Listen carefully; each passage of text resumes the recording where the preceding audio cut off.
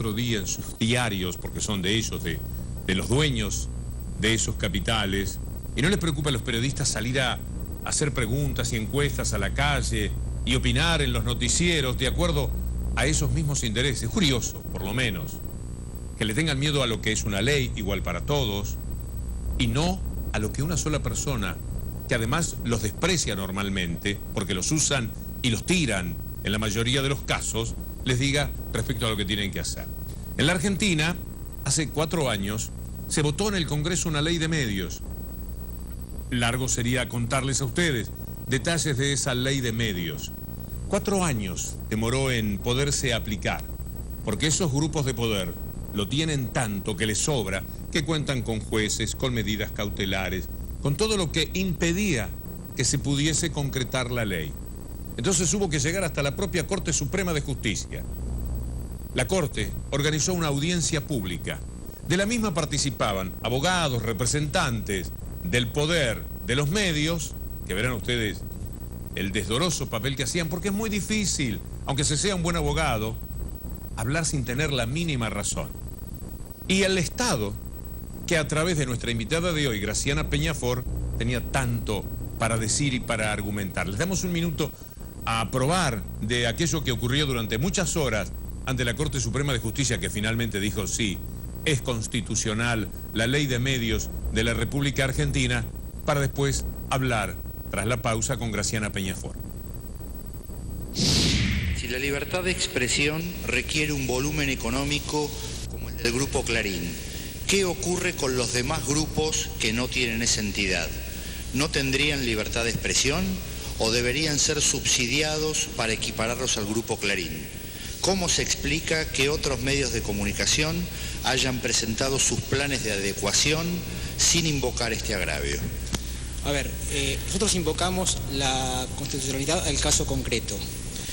La situación de otros medios de comunicación requerirán de su estudio particular. La sustentabilidad del Grupo Clarín se ve afectada por la estructura que tiene en función de los mercados que se desempeñan. No, la pregunta se refiere no a la situación de otros grupos en concreto, sino al argumento en el cual basa su posición. Sí, Creo que es clara, usted dice es necesaria determinada sustentabilidad para tener libertad de expresión. Lo que no tienen ese volumen, ¿qué pasa? Es lo que dice la pregunta. Como argumento, ¿no? En el caso... Una licencia de servicios de comunicación audiovisual se enmarca en una actividad de interés público y que por lo tanto no es asimilable a la propiedad, digamos, de una fábrica de galletitas. Como se trata de una actividad de interés público, tiene expresas regulaciones y la administración tiene en pos del interés común, es decir, no discrecionalmente, pero sí en pos del interés común, determinadas facultades.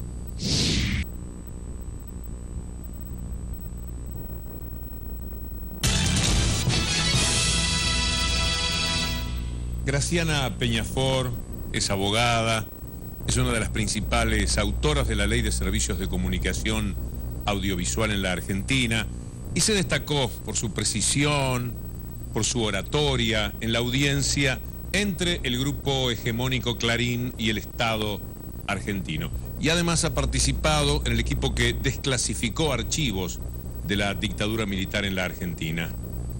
¿Cómo trasladar, Graciana, lo que ha ocurrido con la ley de medios en la Argentina al resto de América? ¿Por qué podría ocurrir que sea necesaria en otros países? No solo es que es necesaria, sino que muchos de los países de la región, como vimos antes, están llevando adelante esos procesos. Porque somos una región que tiene una historia de totalitarismos basados básicamente en una política imperialista llevada por lo que durante los 50 se llamaban los países centrales versus los países periféricos, y que están caminando, transitando los caminos de la democracia, que incluye además que los pueblos tienen que empoderarse de los recursos estratégicos de una democracia. ¿Y cómo no la comunicación no lo va a hacer? Entonces, por eso vemos países que recuperan la democracia, que tienen gobiernos de corte popular, que son interpelados e interpelan permanentemente a esos pueblos y que además dan la pelea por recuperar la voz. Voz que está siempre en manos de los agentes del poder de las antiguas épocas, sea el sistema financiero, sea los socios de dictaduras militares. Es decir, hay una lucha de profunda reivindicación de los derechos del pueblo. Esa lucha necesita voz y lo que estamos viendo es la pelea de la voz de la democracia nueva que tiene la región. Ellos tienen un gran megáfono para hacer valer sus intereses y para que llegue el mensaje a todos. Y mientras tanto el Estado Nacional, el pueblo en cada país, tiene una pequeña voz que no llega a la mayoría. Tiene la enorme voz del poder de la democracia. Lo que no tiene es la capacidad de generar la superestructura cultural necesaria para sostener un nuevo proceso latinoamericano en democracia. Entonces entender que lo que algunos llaman populismos, en realidad son gobiernos de fuerte raigambre popular, lo que nosotros llamamos nacional y popular. Esto pobre Laclau se cansó de explicarlo a lo largo y ancho del mundo. Es decir, cómo estos nuevos procesos que tienen una matriz popular, además necesitan decirlo, porque además estamos hablando de países que tienen identidades complejas en términos que tienen desde pueblos originarios, inmigraciones, cómo construir, cómo rescatar la cultura.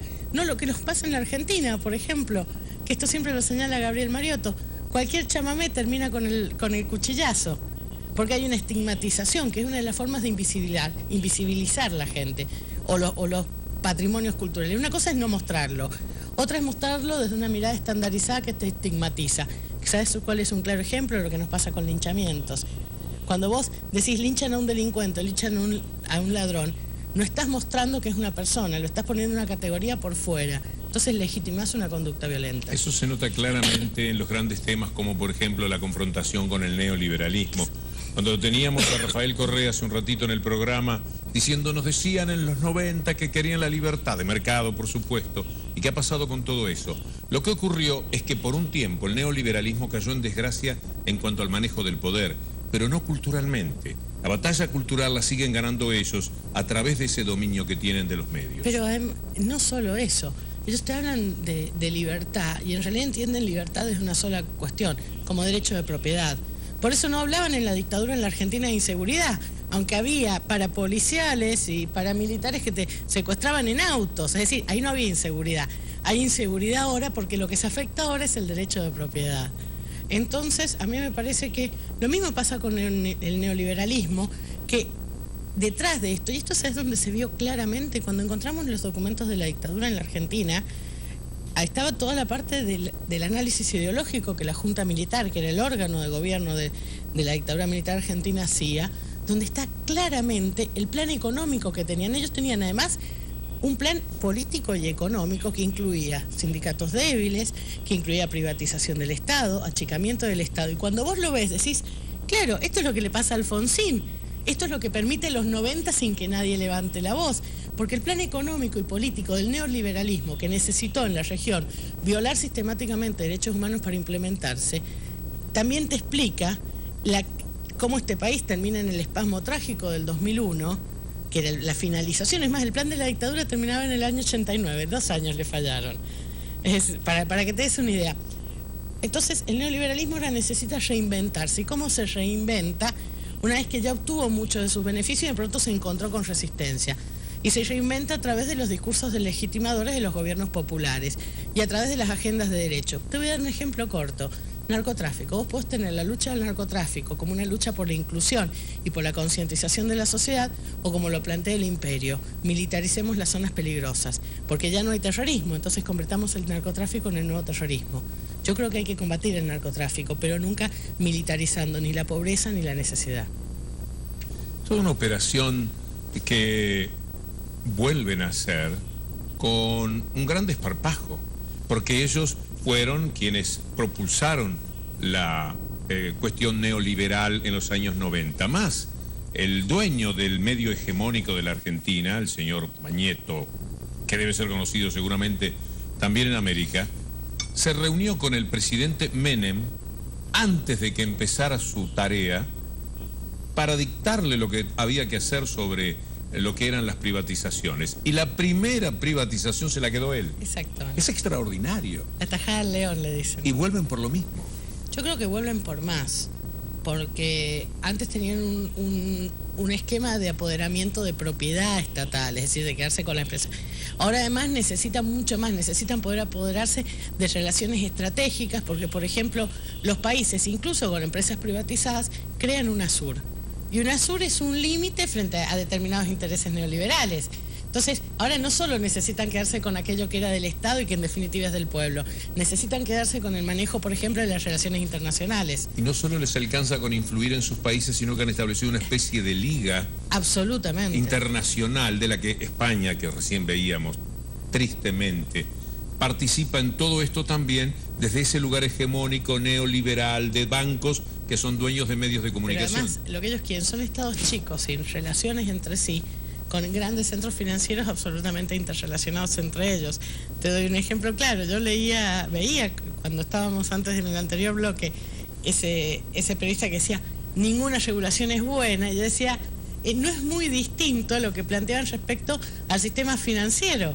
Respecto al sistema financiero, cualquier cosa que vos quieras plantear que resguarde los intereses de quienes depositamos nuestro dinero en ese sistema, es visto como un ataque irremediable, el país se va a ir al demonio, no vamos a tener inversiones extranjeras. A ver, es absurdo. ¿Quién no quiere tener seguridad en su aspecto económico? Pero Graciela, si las desgracias se fundaron a partir de los Reagan y los Thatcher de los años 80, cuando desregularon todo, fundamentalmente a los bancos, y unieron a los que eran bancos de verdad, con los bancos de riesgo, con los timberos... Con los sellos de goma del sistema financiero. Los fusionaron y ahí se sentaron todas las bases de estas desgracias que vive ese mundo europeo, de millones y millones de desocupados, de gente que se muere. En España, en el invierno, murieron 7.000 personas de frío, como consecuencia del frío.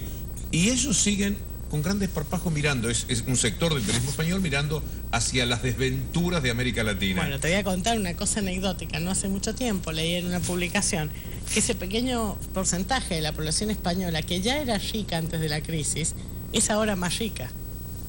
Porque nuevamente tiene que ver con que frente a recursos escasos, la distribución se la van a tratar de quedar algunos. Y no, creo que no es menor el apoyo, si se quiere, que reciben los sectores que le garantizan a los sectores privilegiados el mantener no solo su cuota de león en lo que significa distribución de las riquezas, sino además el control de lo que es la superestructura ideológica. Yo siempre digo, Marx decía que hay una superestructura ideológica que justifica cómo se divide la riqueza en una sociedad. Decía que estaba la religión, decía que estaban las leyes. Yo siempre digo, Marx no conoció la televisión. Graciana Peñafort, muchas gracias por esta visita. Por favor, el gusto ha sido mío. Nos reencontramos la próxima semana. Muchas gracias. Hasta entonces, si Dios quiere. El medio está bien que tenga una posición crítica constructiva. A ver, que haya muchísimos medios, plural, que pueda hablar todo el mundo, que diga, me parece bárbaro. Pero ciertos medios transformaron eso en lo que tiene que ser su rol, a un rol de querer decirle al gobierno qué es lo que tiene que hacer. Te he visto volver, te he visto marcharte, rumbo de migrante, la ración del mundo, insaciable. Te he visto gritar, quisieron callarte. Nunca nos callaremos. La verdad tiene que poder más que la censura y la mentira. Tus cadenas, jugar penas, eran madres. Voy a entender tu hablar, que se hace libertad. Voces de cambio, todas nuestras infaltables puras. Americana piel, toda poesía cruel.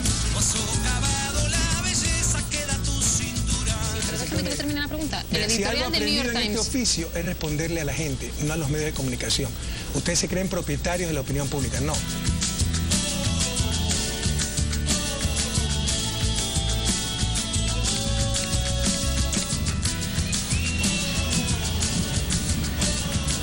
Algunos grupos molestan, seguirán molestando todavía, pero este proceso de cambio no se para, nadie le va a parar.